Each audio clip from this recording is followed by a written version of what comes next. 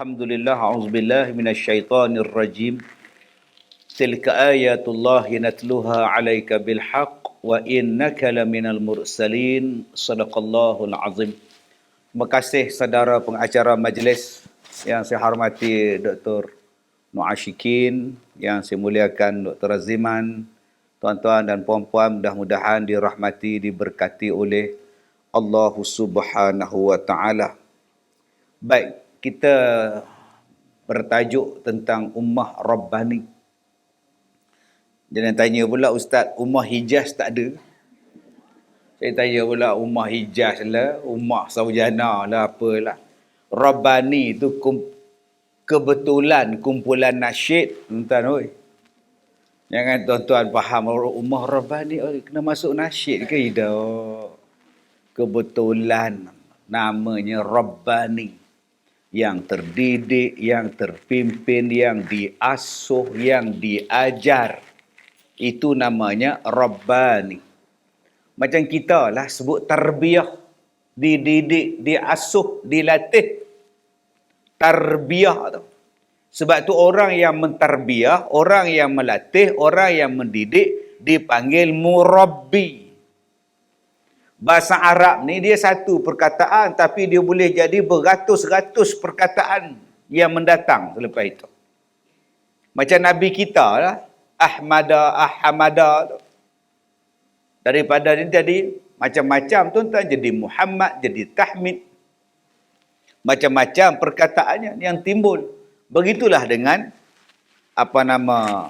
Rabbani ni, daripada dia terbitnya perkataan murabbi. Terbit perkataan tarbiyah. Terbit perkataan Rabbi. Terbit perkataan Rabbani. Jadi macam-macam timbulnya daripada suatu perkataan bahasa ni. Dan setiap satu pula membawa makna yang berbeza daripada makna yang asalnya. Baik, bila kita sebut tentang manusia yang terpimpin, yang terdidik, yang terasuh, ada orang bertanya, dia kata, Ustaz, saya tak pernah minta dijadikan. Saya tak pernah minta pada Allah supaya jadikan saya di atas muka bumi ini. Dan bila saya dah dijadikan, saya terikat dengan dosa dan neraka. Kemudian kalau saya buat jahat, buat dosa, saya masuk neraka. Persoalan saya ialah, saya tak minta pun saya dijadikan. Kemudian bila saya buat dosa, saya masuk neraka. Kenapa Allah jadikan saya? Kalau Allah tak jadikan saya, tak timbul pun masalah saya masuk neraka. Ini soalan yang cukup bernas. Okey? Daripada satu hamba Allah. Sebab tu saya suka mikrofon yang boleh pegang macam ni. Senang saya lempar pada dia. Kalau macam ni, saya tak suka banyak wire. Itu yang naik tangga tu, yang di belakang tu, nama dia, Baharudin nama dia. Dia bukan dengar saya cakap tu. Nama dia Baharudin binti Musa. Abang Din datang kejap, Abang Din. Tolonglah saya, Abang Din. Saya ingatkan auditorium ni, cuacanya boleh tahan. Rupanya tak tahan, tuan-tuan. Jadi, saya buka dulu blazer ni, tuan-tuan. Okey. Kan perlu-perlu pula, Badin. Okey, sila ya. Terima kasih, Badin. Baik. Buat apa tu? Baik, tuan-tuan. Bila sebut nama Baharudin Musa, tu lupa ingatan terus, tuan-tuan. Baik. Jadi dia tanya, kenapa Allah jadikan dia? Kalau Allah tak jadikan dia, dia tak ada masuk neraka pun. Ini persoalan saya pada Ustaz. Saya pun jawab macam ni lah, bang. Yang abang kata buat dosa, buat apa? Yang abang kata buat dosa tu buat apa? Buat pahala, dapat syurga. Yang gatal buat dosa tu kenapa? Dalam dunia ni, tuan-tuan, dua. Dalam dunia ni kat enam, dua je kat enam. Kat leha, dua je kat leha. Dosa, pahala. Dah. Haram, halal. Makruh harus? Makruh ke harus ke sunat halal. Dua je, halal dan haram. Satu dosa, satu pahala.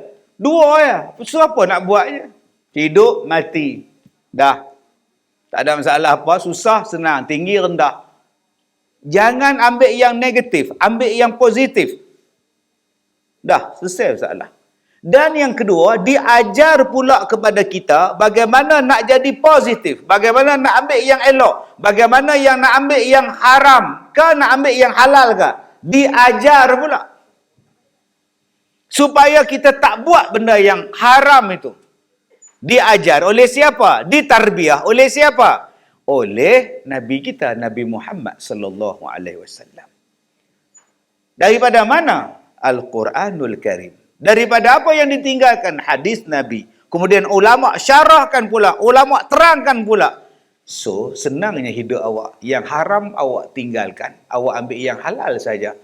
Jawapannya syurga untuk awak. Tak ada susah pun. Ni abang gatal nak buat benda haram tu buat apa? Ada pilihan.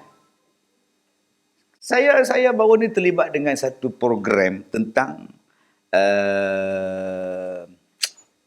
jarak jauh punya hubungan ni. Long distance relationship. Long distance maknanya perkahwinan jarak jauh. PJJ. Okey, perkahwinan jarak jauh. Beratus-ratus ribu orang sekarang yang menghadapi masalah tension. Sebab suami duduk di tempat lain, isteri tempat lain, suami tempat lain, tanggungjawab seorang je pikul. Dialah isteri, dialah jaga anak, dialah beranak, dialah buat kerja macam-macam. Suami pula sambung belajar. Suami pula kerja kat overseas. Suami pula kerja kat Sabah, Sarawak. Sekarang tension. Sebab hantar anak dia. Semua atas isteri. Semua atas isteri, Ustaz. Ustaz bayarkan. Hantar anak ke sekolah atas saya. Belanja dapur atas saya. Literik atas saya. Air atas saya. Kadang-kadang dia pun atas saya, Ustaz. Allahu Akbar. Oi, berat tu makcik. Itulah itu dia. Okey. Pilihan di tangan Kak. Macam mana Kak berkenalan dengan dia?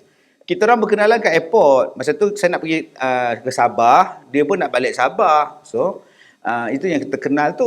Okey. Kemudian dalam 3 bulan berkenalan. So, nampak macam okey. Kemudian, kita tunang lah. Kemudian, kita kahwin lah. Kemudian sekarang lah.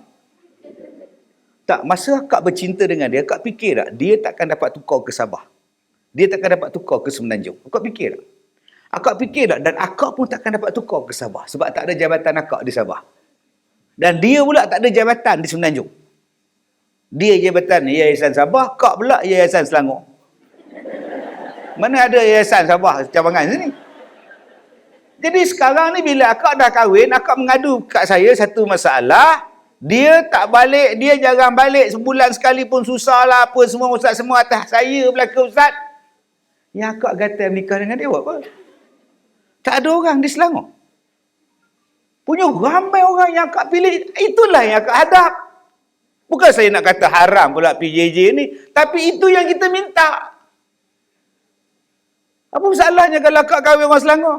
Ustaz tak faham makna cinta. Silalah. Love is blind, Ustaz. Silakan. Sedangkan kita ada pilihan. Kalau aku menikah dengan dia, memang dia takkan dapat tukar. Memang susah lah. Aku pun susah tukar sana. Mak ayah semua kat sini. Maybe pun belum kereta kat sini. Tak apalah, cancel lah. Kan senang hidup. Nikah dengan hospital Ampang. Selesai masalah. Sebenarnya kita dididik. Tapi masalahnya pendidikan yang diajar tak mau ajar. Pendidikan ni luas, tuan-tuan. Pendidikan ni luas. Saya sebutkan pada tuan-tuan tadi. Dalam Quran ada, dalam hadis menerangkan macam-macam jenis pendidikan. Ada pendidikan yang formal, ada yang tidak formal, ada kepada pengalaman, ada pada penglihatan, ada pada kehidupan. Di situ ada penghidupan. Sebab itu orang Melayu kita penuh dengan pepatah. Pepatah itulah pendidikan secara tak langsung. Kamu ni jangan jadi macam ketam yang mengajar anak dia berjalan betul. Nampak orang tua-tua ni. Kita ni cakap dega-dega, tak runtuh langit. Nampak bahasa tu. Kadang-kadang binatang mengajar kita. Binatang mengajar kita. Berapa banyak orang yang diajar oleh binatang. Malah manusia yang terawal dalam dunia pun diajar oleh binatang. Bagaimana nak kebumikan manusia. Belajar daripada burung. Macam mana nak kebumikan saudaranya yang mati yang dia bunuh dalam kisah Habil dan Qabil. Daripada binatang. Sebab tu kalau kita tengok kepada alam, di mana-mana pun alam itu wujud pada dunia yang kita ciptakan. Tuan-tuan beli kereta. Kereta tu adalah gambaran kita, manusia. Orang belajar daripada manusia bagaimana nampak, akhirnya buat lampu dua. Orang belajar daripada manusia bagaimana nak buang angin dari badan. Jenama dia exhaust. Sebab tu kadang-kadang seronok exhaust sampai 4. Ya Allah, lubang kentut sampai 4. Jenuh ni.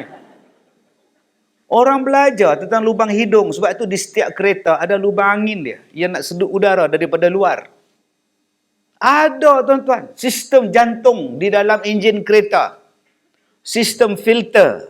Buah pinggang kita ada di dalam kereta. Sistem minyak ada dalam badan kita. Ada sistem makan minum dalam kereta. Bateri ada dalam jantung kita. Semuanya diambil daripada alam dan dibuat dalam kehidupan sehari-harian kita. Cuma kadang-kadang orang itu berfikir ataupun tidak. Afala ta'qilun, afala ta'qilun.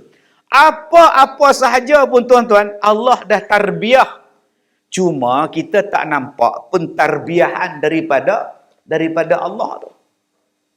Banyak orang yang tak mau jadi susah sebab dia kata susah. Sedangkan daripada susah manusia jadi cerdik. Manusia susah dia jadi kreatif. Manusia bila dia susah dia mula jadi orang yang berfikir. Manusia bila dia susah dia akan cari jalan menyelesaikan masalah. Tuan-tuan jangan takut bila susah.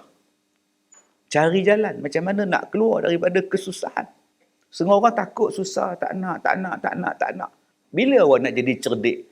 Manusia boleh berjalan sebab dia rebah. Manusia boleh berlari berpunca daripada dia jatuh. Daripada dia jatuh, akhirnya sekarang dia boleh menjadi pelari yang paling laju sekali. Kalau kita tak mau jatuh, macam mana tuan-tuan? Daripada jatuh itulah kita belajar pengalaman. Allah mentarbiah kita macam-macam. Macam-macam bentuk pentarbiahan daripada Allah. Tadi saya katakan pada tuan-tuan, pentarbiahan daripada bahasa. Nama dia simpulan bahasa, namanya kepada peribahasa, namanya kepada kata-kata. Kadang-kadang pentarbiahan yang Tuhan bagi kepada kita ialah tentang binatang. Awak tengok ikan yang berada di dalam laut, tak masin dia. Walaupun duduk dalam laut, bila nak digoreng, dimasak, kena bubuh garam dia. Nak mengajar kepada kita, awak duduklah di mana-mana pun. Jati diri, kalau awak kuat, tauhid awak kuat, persekitaran tak akan boleh mengubah awak. Kalau iman awak kuat, awak tak akan jadi rosak dengan sebab awak berada di tempat lain. Sebab iman itu yang menahan awak daripada menerima pahaman-pahaman yang songsang yang salah. Allah bagi tarbiyah melalui tauhid. Macam ikan yang dalam lautan. Tak masin-masin ikan tu tuan-tuan. Tak masin pun dan tak lemah pun dalam laut. Tak lemah pun. Subhanallah. Yang lemah bila dia keluar daripada laut, lompat-lompat dia baru dia rasa kelemasan. Jadi tuan-tuan, cubalah manusia belajar daripada alam. Memerhati. Memerhati, melihat dan tuan-tuan mula berfikir. Apa sebenarnya yang Tuhan nak mengajar kepada aku daripada alam binatang misalnya. Kemudian, lihat pula di luar. Allah Ta'ala bagi matahari, bulan, bintang, langit. Semuanya itu untuk mentarbiah kita. Sekarang kita siang, ada matahari. Nanti datangnya malam. Besok datangnya siang balik. Nak bagi tahu apa? Hidup kita ada dua. Susah dan senang. Sekarang awak senang, ya tunggu nanti awak susah. Sekarang awak susah, ya tunggu nanti awak senang. Umpama malam dan siang. Jangan ingat bila awak senang, 24 jam awak akan senang. Oh, tidak. Ujian pasti datang. Ujian pasti datang. Jangan anggap bila kita berkahwin misalnya, kita akan bahagia til jannah. Gini Mbak Minil lah. Belum tentu bahagia kak. Kadang-kadang hari bersanding kita pun tak bahagia. Sebab ada makcik duduk sebelah. Mana gambar pun ada dia ni. Apa makcik ni nampak tuan-tuan? Kuala Lumpur. Macam cerita rock je tuan-tuan. Pergi mana pun ada dekat dia. Zoo, Tugu Negara. Ada naik bike express pun ada. Pergi mana pun ada makcik baju merah ni. Apa makcik ni? Hari pertama dah tak bahagia dah. Tuan-tuan bayangkan. Rumah tangga itulah gelombang yang akan kita hadapi. Baik, kalau kita dah tahu dah bahawa rumah tangga yang akan kita hadapi ada gelombang. Di mana awak belajar? Kawan saya Ustaz, 2 minggu je bahagia. Masuk minggu ketiga Ustaz, dah lebam mata dia Ustaz. Kawan saya Ustaz, bercerai Ustaz. Kawan saya Ustaz, kakak saya Ustaz. Mak saya pun Ustaz. Kita belajar. Adakah kita, sebab tu saya tak nak kahwin Ustaz. Sebab saya takut macam berlaku pada orang lain dan berlaku pada saya. So, kita nak kahwin? Tak nak. Kenapa tak nak? Dia tak nak lah. Nak kata apa tak nak? Tak nyesal? Tak ada nyesal. Terpulang pada awak. Tapi kalau awak ambil sebab kenapa awak dipukul, mata saya lebam. Saya kena pukul doktor. Kenapa awak dipukul? Salah saya juga. Saya meletek tak berhenti. Saya marah dekat suami saya. Suami saya tu sabar. Tapi saya ni marah dia. Satu hari dia tak sabar. Dia tumbuk je saya.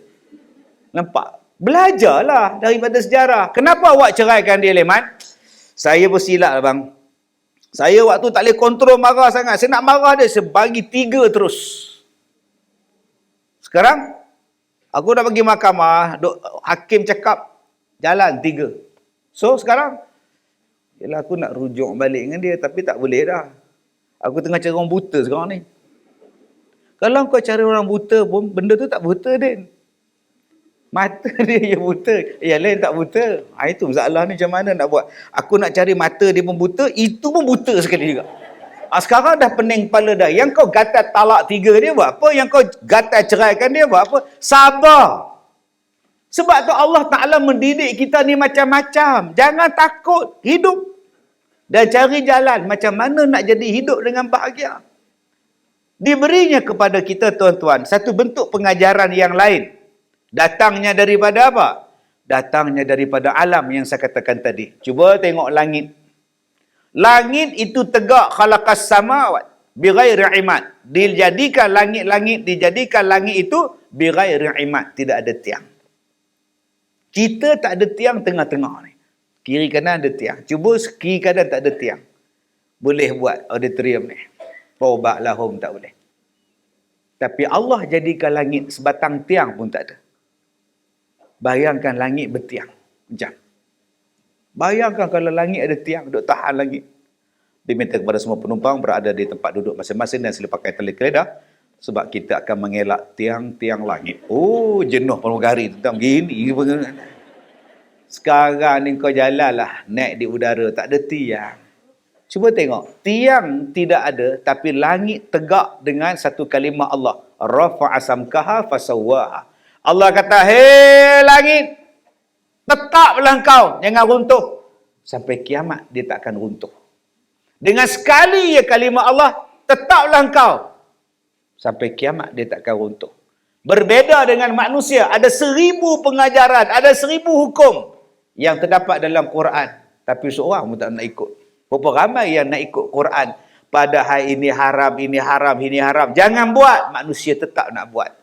Padahal langit itu lagi besar daripada manusia boleh taat pada Allah. Kenapa manusia boleh bantah Allah? Tuan-tuan, Nabi sebut dalam satu hadis dia, bermula pada saat ini, umur umat aku tidak melebihi daripada 100 tahun. Di akhir hidup Rasulullah. Ada yang kata sebulan sebelum Rasulullah wafat. Umur umat aku tak akan lebih 100 tahun. Jarang-jarang 100 tahun. Kadang-kadang 100 tahun. Umur paling tinggi 98, jalan. 96, jalan. Baru ni ulama' kita. Yusuf Qaradawi, 96. Sebelum tu, Latar Mangkeshkar. 97, Lata Mangkeshkar. Amko hamesi curalau. Udah tak sempat 100 tuan. Jalan. Tuan-tuan jangan duk kata, Ustaz, dengan pemakanan sehat dan gaya hidup yang sehat, anda akan mencapai umur yang panjang. Berapa panjang bang? 100, 200, 300. Kita bukan umat Nabi Nuh. Kita bukan umat Nabi Musa. Kita bukan umat Nabi Ibrahim. Kita umat Nabi Muhammad. Pendek umurnya. Antara 63 majoriti. 100 sikit-sikit. Baik-baik kak turun kak. Tengok depan kak. Tengok depan. Tengok depan. Buat apa tu? Tengok depan. Kalau jatuh tu saya tak tahu lah. Tergolek-golek siapakah yang salah. Ku tak tahu. Nyesel masuk lambat. Allah. Baik. Maka pentarbiahan itu Allah bagi pada kita. Kalau matahari itu pun tak pernah bantah Allah. Satgi dia tenggelam, satgi dia bangkit, sat lagi dia tenggelam. Kenapa manusia yang kecil kemetok ni lawan Tuhan? Allah dia bagi perbandingan tu tuan-tuan di seluruh tempat untuk mengajar awak tentang kehidupan supaya awak jadi umat yang ditarbiah, umat Rabbani. Sampai semut itu pun Allah ajar supaya kita ambil iktibar. Saya jumpa salam, saya salam jumpa, saya salam jumpa, salam jumpa. Kemudian buat kerja pula sama-sama. Deret. Cuba tengok pada semut. Sampai Allah namakan surah semut. Kita ni asyik gaduh. Salam tak nak. Padahal duduk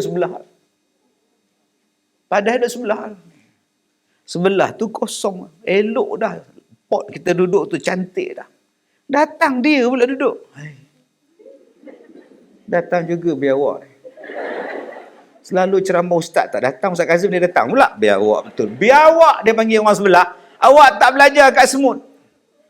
Macam mana kerjasama semut, macam mana kehebatan semut buat kerja, boleh siap satu benda yang sangat cantik, tuan-tuan. Belajarlah daripada semut. Belajarlah daripada titisan air hujan yang tak mampu pun membunuh si semut. Apabila semut tadi bersembunyi dalam sarang dia, bersembunyi di sebalik daun, kelembutan hujan tu pun punya cantik, tuan-tuan. Semut pun tak terjejas. Allahu Akbar. Tiba-tiba kita nak salahkan Tuhan. Kenapa Tuhan masukkan saya dalam neraka? Kenapa Tuhan nak jadikan saya? Engkau cakap macam itu pada Allah. Sedangkan Allah nak jadikan engkau baik, dihantarnya manusia paling agung, makhluk paling agung, namanya Nabi Muhammad sallallahu alaihi wasallam, supaya engkau dapat tarbiyah direct daripada Nabi, diwahyukan kepadanya oleh Allah Subhanahu wa taala. Tapi bagi setengah orang ditanya pula, kenapa Muhammad yang menjadi nabi, kenapa tak malaikat? Dia tanya. Zaman kafir Quraisy dulu dia tanya tentang nabi kita. Adakah Nabi Muhammad tu orang pergi ke pasar, makan bawang, makan petai. Petai tu saya tambah. Sebab saya tengok tadi ada makcik tu jual petai kat tempat tu. Menung saya tuan-tuan. Di hospital jual petai, apa harga makcik? Dia boleh masuk buku Guinness of Record ni tuan. Wah, selama rock dia. Sebelah petai, sebelah lagi mempelam. Subhanallah. Masya Allah. Doktor pun beli petai. Apa kau ingat doktor ni malaikat? Dia pun nak makan petai juga. Petai lah bagus. Sebab tu mereka tanya pada Nabi Muhammad. Nabi Muhammad pun pergi pasar. Nabi Muhammad pun pergi makan bawang. Nabi Muhammad. Nabi apa macam ini? Nampak? Sebab apa? Nabi Muhammad itu manusia. Sebab awak itu manusia. Manusia mengajar manusia. Itulah tarbiyah. Itu tarbiyah. Kalaulah malaikat mengajar kita, dia bukan kahwin. Malaikat bukan ada lelaki perempuan. Tuan-tuan nak tanya masalah lelaki perempuan apa pada malaikat? Malaikat nak tanya sikit. Macam makcik, tiba-tiba makcik dah lama dah tak datang haid. Kemudian datang pula haid tu pening masalah makcik ni. Berapa umur makcik sekarang? 72. Tiba-tiba datang darah apa? Malaikat kata, saya tak dapat jawab makcik, saya bukan lelaki, saya bukan perempuan. Tapi Nabi akan menjawab setiap permasalahan kita. Sebab dia orang macam kita. Dia ada macam kita, dia pun sakit juga, pening kepala macam kita juga, dia pun mengantuk macam kita juga. Tetapi dia ada keistimewaan-keistimewaan yang tak terdapat kepada kita. Kadang keistimewaan dia dipanggil irhas. Panjang tu, irhas. Iaitu keistimewaan sebelum diangkat menjadi Rasul. Waktu dia kecil-kecil, nama dia irhas. Dibelah dada dia. Tadi ada budak sebulan belah dada. Mak dia hantar mesej kat saya, Ustaz tolong doakan anak saya baru lepas operate di pipi. Tolong Ustaz, anak saya ni, dia punya injap jantung tertukar. Baru sebulan. Dia tengok Allahu Akbar. Teringat pada Nabi tuan-tuan, waktu kecil dibelah dadanya. Keistimewaan dia. Tapi tak adalah berbekas macam anak tadi. Sebab dia Nabi. Itu beza dia tu. Nabi Muhammad juga tuan-tuan, dia pun ketandas juga, buang air juga. Tapi kerana kemuliaan dia, tak nampak bekas air dia, tak nampak tinja dia, tak nampak pun air kencing, tak ada. Diserap habis oleh tanah. Berbeza dengan kita tu, kalau tak pump, mau sebulan dalam tu. La ilaha illallah. Kita bila sebut tak pam ni pengalaman banyak tuan-tuan. Makin luas kita berjalan, makin banyak pengalaman menemui benda-benda yang dahsyat wal menggerunkan itu. Tapi kan sepanjang saya berjalan ni tuan-tuan, yang saya tak boleh lawan di Syria. Di Mekah, nak pergi ke Mekah naik bas tu kira okey lagi lah. Tapi hak di Syria tu saya pergi, Allah. Sampai satu kedai, saya nak makan nasi Arab. Ustaz Arab, kawan-kawan ramai-ramai. Order Arab. Aku pergi tandas tak? Pergi jenis kita, jenis metropa. Masuk.